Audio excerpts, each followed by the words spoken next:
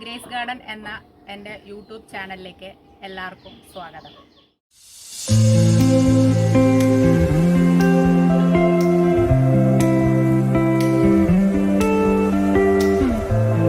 നമ്മുടെ വീട്ടിൽ ഒരു പ്രധാനപ്പെട്ട ഇലക്കറിയാണ് ചീര. ചീര നമുക്ക് എപ്പോൾ വേണമെങ്കിലും കൃഷി ചെയ്യാം. പക്ഷേ നല്ല മഴക്കാലത്ത് ചെയ്യാതിരിക്കുന്നതാണ് നല്ലത്. കാരണം ഇതിൻ്റെ ഇലകൾ വിണ്ട് കീറും. അതുകൊണ്ട് പാൽ കവറിലോ ഗ്രോ ബാഗിലോ ചെടിച്ചട്ടികളിലോ നമ്മൾ വെള്ളം കുടിച്ച് വലിച്ചെറിയുന്ന ബോട്ടിൽ വരെ നമുക്ക് ചീര നട്ടു വളർത്താനായിട്ട് സാധിക്കും. ചീര വിത്ത് വാങ്ങി മുളപ്പിച്ച് പറിച്ച് നടുകയാണ് ചെയ്യുക. അഗ്രികൾച്ചർ യൂണിവേഴ്സിറ്റികളിൽ നിന്നും അരുൺ, വൈഗ എന്നീ ചുവന്ന ചീര വിത്തുകളും അതേപോലെ CO1 എന്ന് പറയുന്ന പച്ചച്ചീര വിത്തുകളും നമുക്ക് ലഭിക്കും. CO1 നല്ല വലിപ്പമുള്ള ഇലയായിരിക്കും, അതേപോലെ നല്ല ഹൈറ്റിൽ വളരുകയും ചെയ്യും. വിത്ത് പാകുന്നതിന് മുൻപ് ഇത് അരുൺ ചീരയുടെ വിത്താണ് കേട്ടോ. വിത്ത് പാകണതിന് മുന്നേ നമ്മളതിൽ ശകലം സ്യൂഡോമോണസ്, വിത്തിൻ്റെ ക്വാണ്ടിറ്റി അനുസരിച്ച് സ്യൂഡോമോണസ് എടുക്കാം. ലേശം സ്യൂഡോമോണസും അതേപോലെ തൈരും ശകലം ചേർത്ത് മിക്സ് ചെയ്ത് ഒരു 20 മിനിറ്റ് വയ്ക്കുക.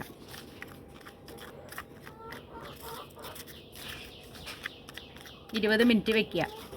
ഇങ്ങനെ 20 മിനിറ്റ് വെച്ചതിന് ശേഷം നമുക്ക് വിത്ത് പാകിയാൽ മതി. ഇത് ഞാൻ പോട്ടി മിക്സ് നിറച്ച ചെടിച്ചട്ടിയാണ്. ഇതിലോട്ടാണ് ഞാൻ വിത്ത് പാകുന്നത്. ഇതൊരു 20 മിനിറ്റ് വെച്ചതിന് ശേഷമാണ് പാകുന്നത് കേട്ടോ.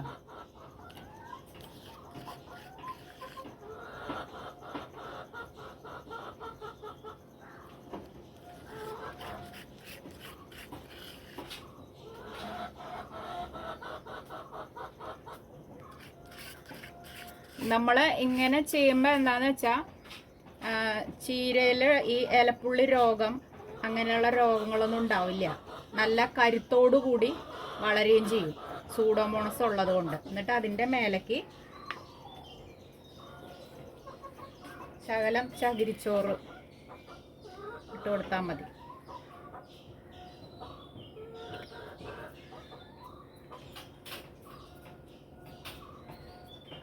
അല്പം വെള്ളം കുടഞ്ഞു കൊടുക്കാം. കുത്തി ഒഴിക്കരുത്.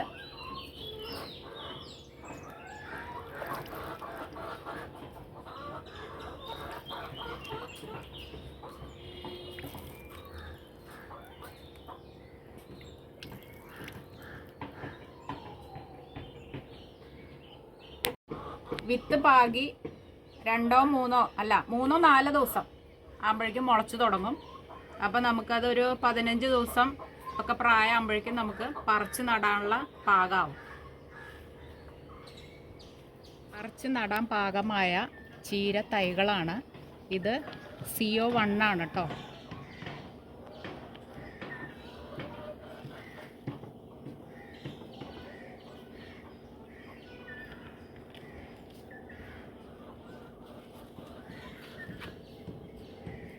നടുന്നതിന് മുൻപ് സ്യൂഡോമോണസ് ലായനിയിൽ ഒരു 20 മിനിറ്റ് ഒന്ന് മുക്കി വെക്കണം.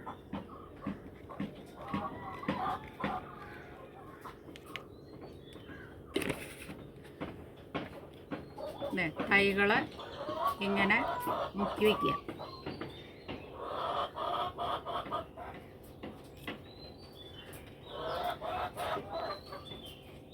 ഇരുപത് മിനിറ്റ്.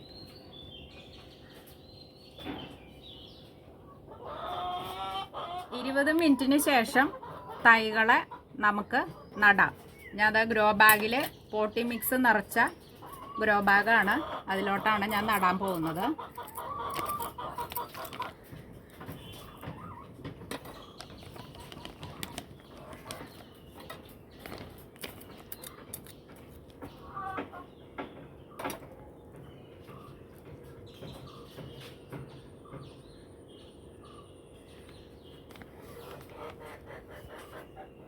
ഒരു ഗ്രോ ബാഗിൽ 4 എണ്ണം നടാം കേട്ടോ.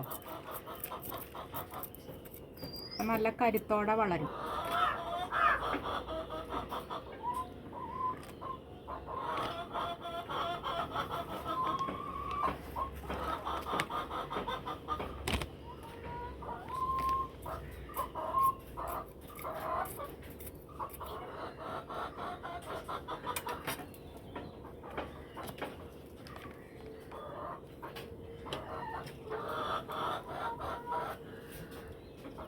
കലക്കിയെടുത്ത സ്യൂഡോമോണസ് വെള്ളം അതിൽ കടക്കി തന്നെ ഒഴിച്ചു കൊടുക്കാം.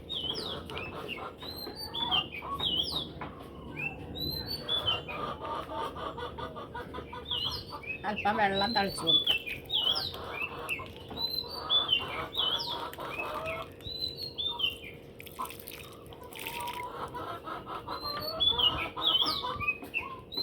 നമ്മൾ നട്ട തൈകൾ ഒരു 2 ദിവസം തണലത്ത് വയ്ക്കുക. അതിനുശേഷം നമുക്ക് വെയിലത്തോട്ട് മാറ്റി വയ്ക്കാം. ചീരയുടെ വളപ്രയോഗം എന്ന് പറയുന്നത് പച്ച ചാണകം കലക്കി അതിൻ്റെ തെളി നേർപ്പിച്ച് വെള്ളവുമായി നേർപ്പിച്ച് നമുക്ക് കടയ്ക്ക് ഒഴിച്ചു കൊടുക്കാം.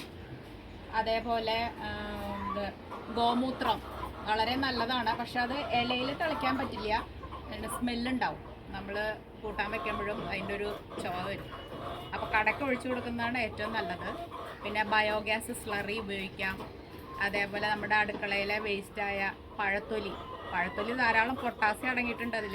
അപ്പോൾ അത് പഴത്തൊലി നമുക്ക് കടക്കിട്ട് കൊടുക്കാം. പിന്നെ മുട്ടത്തൊണ്ട് പൊടിച്ചത്, മുട്ടത്തൊണ്ട് എന്ന് പറയുന്നത് കാൽസ്യമാണ്. മുട്ടത്തൊണ്ട് പൊടിച്ചിട്ട് കൊടുക്കാം. അതേപോലെ തേയിലച്ചണ്ടി, ഉള്ളിത്തൊലിയിൽ ധാരാളം സൾഫറുണ്ട്.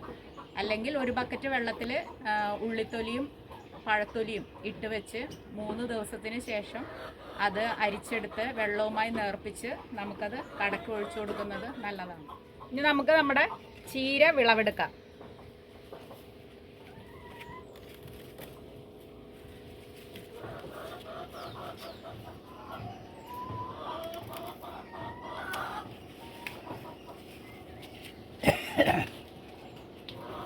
ഇത്രയും ചീര നല്ല ഹൈറ്റ് ആയിട്ടുണ്ടെങ്കിലും കൂടി തണ്ട് മൂത്തിട്ടില്ല കേട്ടോ, നല്ല സോഫ്റ്റാണ്.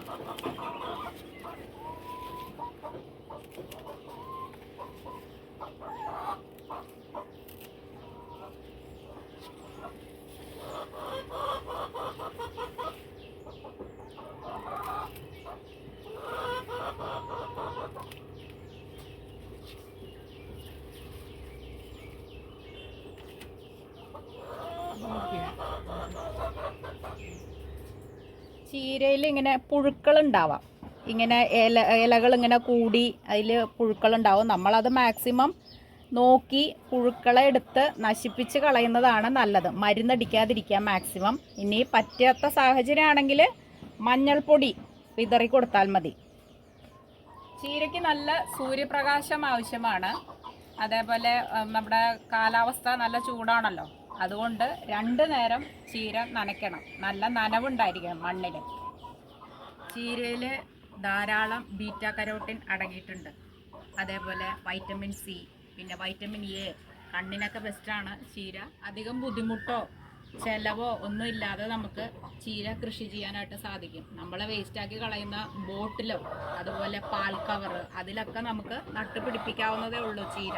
ഇവിടെ ഞാൻ ഒരു കവറിലാണ് വെച്ചിരിക്കുന്നത്. നഴ്സറിയിൽ നിന്നും വാങ്ങിച്ച ഒരു ചെടിയുടെ കവറാണ്, അതിലാണ് ഞാനിവിടെ നട്ടിരിക്കുന്നത്. നമ്മൾ കടകളിൽ നിന്നും വാങ്ങുന്ന ചീരയേക്കാളും വളരെ രുചിയാണ് നമ്മൾ കൃഷി ചെയ്ത് ജൈവവളം ഇട്ട് വളർത്തിയെടുക്കുന്ന ഈ ചീരയ്ക്ക്. കാരണം നമ്മൾ രാസവളം ഉപയോഗിക്കുന്നില്ല, അതുകൊണ്ടാണ്. പിന്നെ നമ്മൾ കൊടുക്കുന്ന വളങ്ങളെ അനുസരിച്ചിരിക്കും ചീരയിൽ നിന്നും നമുക്ക് കിട്ടുന്ന ഗുണങ്ങൾ. നമ്മൾ കൊടുക്കുന്ന എല്ലാ വൈറ്റമിനും ചീരയിൽ നിന്നും നമുക്കും തിരിച്ചു കിട്ടുകയാണ് ചെയ്യുന്നത്. അപ്പോൾ ഇങ്ങനെയാണ് ഞാൻ ചീര കൃഷി ചെയ്യുന്ന രീതി. ഒരു അല്പം സമയം കണ്ടെത്തുകയാണെങ്കിൽ നമുക്കും നമ്മുടെ അടുക്കള തോട്ടത്തിൽ ചീര കൃഷി ചെയ്തെടുക്കാവുന്നതാണ്. അപ്പം മറ്റൊരു വീഡിയോയുമായി വീണ്ടും കാണാം.